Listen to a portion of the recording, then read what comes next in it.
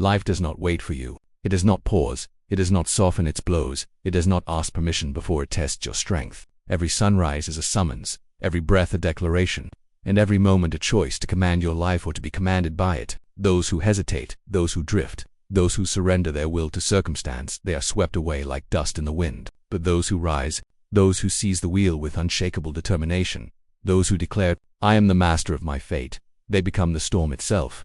Look through history and you will see it, written in the lives of men and women who refused to bow to the ordinary. Thomas Edison was told he was too dull to learn. Henry Ford was laughed at when he imagined a horseless carriage. Walt Disney was fired for lacking imagination. Abraham Lincoln faced defeat after defeat, heartbreak after heartbreak, until the world had written him off as a failure, and then he rose to lead a divided nation with a steady hand. These individuals were not spared from hardship. They were not given guarantees, but they had something greater than circumstance. They had belief, vision, discipline, and the audacity to refuse defeat. That is the truth too many people ignore. Success is not about avoiding storms. It is about becoming one. It is about harnessing the lightning inside your own spirit, directing it with purpose, and unleashing it upon the world. It is about refusing to live as a spectator and daring to step into the arena where the blows are real, the risks are high, and the victories echo for generations. Understand this: your mind is the battlefield. Every limitation, every excuse, every chain that holds you back is forged in your own thoughts. Napoleon Hill said it with unshakable conviction: "Whatever the mind can conceive and believe, it can achieve." These are not empty words. They are a law of human achievement. But most people never put this law into action because they have allowed their imagination to be hijacked by fear. They conceive of failure. They believe in defeat. And so they manifest mediocrity. You cannot allow this, not if you intend to command your life. You must reclaim your thoughts like a warrior reclaiming a stolen fortress. You must flood your imagination with images of victory, wealth, growth, purpose, and contribution. For your mind does not care what seeds you plant. Plant weeds of doubt, and your life will be choked. Plant seeds of vision, and your destiny will bloom into abundance. But belief without discipline is daydreaming. You cannot simply wish success into your hands. You must forge it with fire and sacrifice. Look at Andrew Carnegie, who climbed from the depths of poverty in a Scottish village to become one of the wealthiest men in America. He did not sit idle waiting for fortune to arrive. He disciplined himself, mastered his craft, and worked with relentless focus. Discipline is the bridge between desire and reality. Without it, even the strongest dreams collapse into dust. So I ask you now, are you willing to command yourself, or will you remain a servant to distraction, temptation, and weakness? Discipline begins the moment you stop negotiating with your excuses, the moment you silence the voice that says, "Not today," the moment you stand tall and declare, "I will not wait for the perfect time, I will create it." Life will command you if you do not command it. It will push you into jobs you hate, relationships that drain you, routines that dull you, and habits that enslave you. And most people will accept this as fate, but not you. If you are listening to this, you have been called to rise, to tear away from the herd, to live with purpose instead of passivity. Do not mistake comfort for safety. The man who hides in comfort is already dying, for his spirit is shrinking day by day. But the one who walks into challenge, the one who willingly embraces discomfort in pursuit of greatness, he is alive, he is awake, he is the storm. That the storm begins within. Do not look outward, first look inward. Too many people believe that their lives will change when the world changes for them. They wait for the economy to rise, for opportunities to appear, for luck to knock on their door. They forget the eternal truth. Life bends not to chance, but to will. The man who conquers his mind conquers his destiny.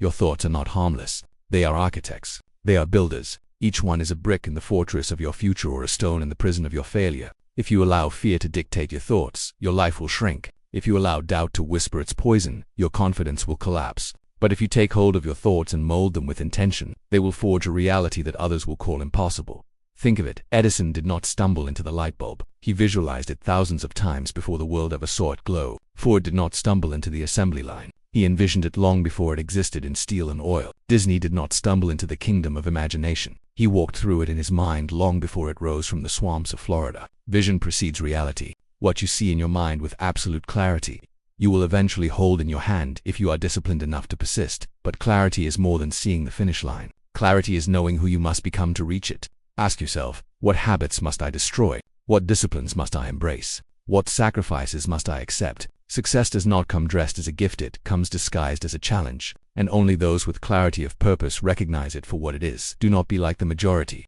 drifting without aim, pulled by every wave of opinion, enslaved by trends, and distracted by noise. A ship without a compass will never reach its destination, no matter how strong it sails. You must set your direction. You must decide where you are going, and why. Because if you don't, life will decide for you, and it rarely chooses greatness. And when clarity is gained, discipline must become your weapon. Discipline is not punishment. It is liberation. It is the fire that tempers steel. It is the invisible hand that shapes chaos into order. Do you think Carnegie built empires without discipline? Do you think Lincoln endured the weight of civil war without discipline? Do you think any titan of history carved their name into eternity without mastering themselves first? Every morning you wake, you are faced with the same choice.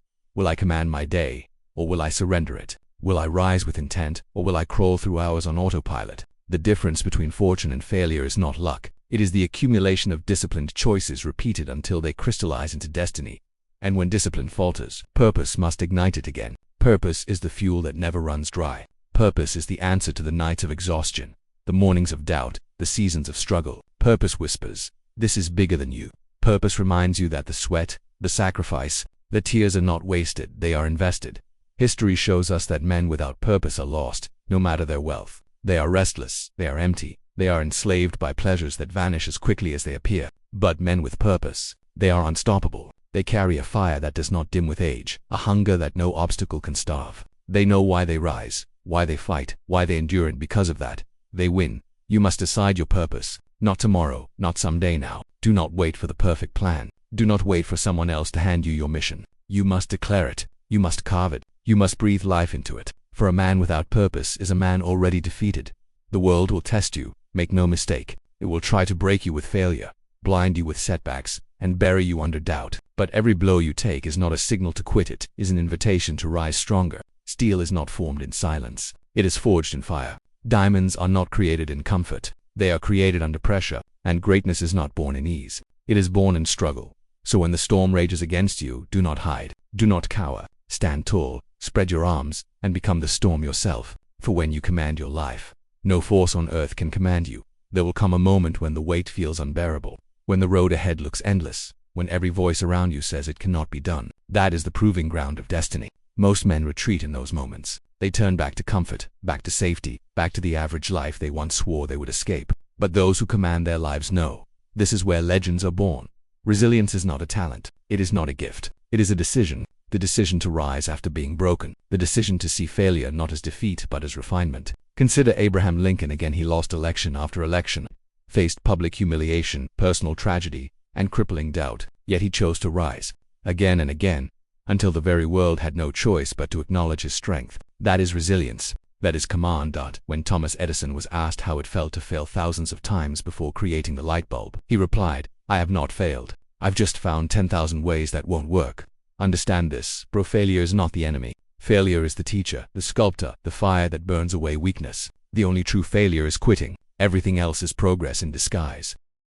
But resilience is not built in the easy days. It is forged in the nights when no one is watching, in the mornings when your body aches, in the silence when doubt screams the loudest. It is built when you keep moving forward even when the reward is nowhere in sight. It is built when you refuse to negotiate with fear, when you refuse to bow to uncertainty, when you say, "I will endure, no matter the cost." And here is the paradox. The storm you fear is the storm that strengthens you. The obstacle you dread is the very thing shaping you into the person capable of carrying your vision. Look at Henry Ford before he revolutionized the automobile industry. He endured bankruptcy, ridicule, and countless setbacks. But those storms shaped him. Without them, there would be no Ford Motor Company, no transformation of transportation, no empire.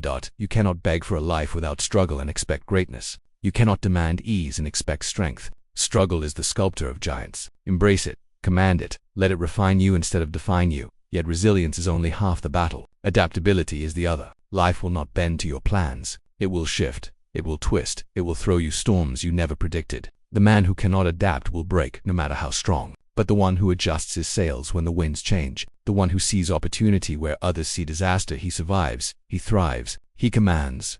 Think of the great investors, innovators, leaders. None of them succeeded by clinging stubbornly to a single path. They succeeded by adapting, by seeing new opportunities, by reinventing themselves before the world forced them to. Walt Disney's first ventures failed. His early animations struggled, but he adapted, he innovated, he took every setback and used it as fuel to create something new. And in doing so, he built an empire that still inspires billions. Commanding your life means mastering this balance. Resilience to endure the storm, and adaptability to ride its winds. Too rigid, and you break. Too weak, and you collapse. But strong and flexible, disciplined yet adaptable, you'll become unstoppable. And through it all, gratitude must anchor you. Gratitude is not weakness. Gratitude is strength. It reminds you that even in the darkest storm, there is light. It keeps your heart alive when the grind grows heavy. Without gratitude, success feels empty. Without gratitude, wealth becomes greed, victory becomes arrogance, and progress becomes a hollow chase.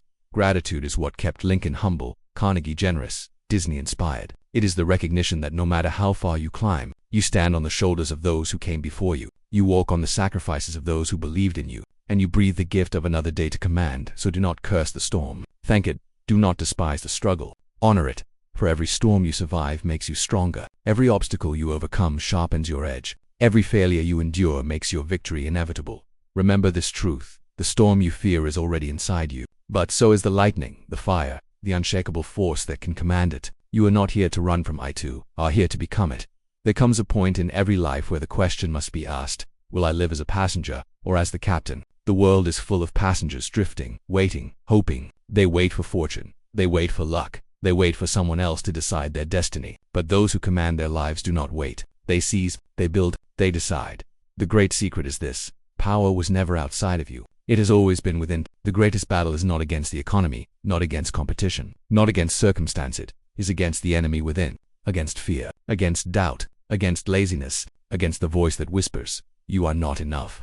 If you conquer that voice, there is nothing outside of you that can stop you.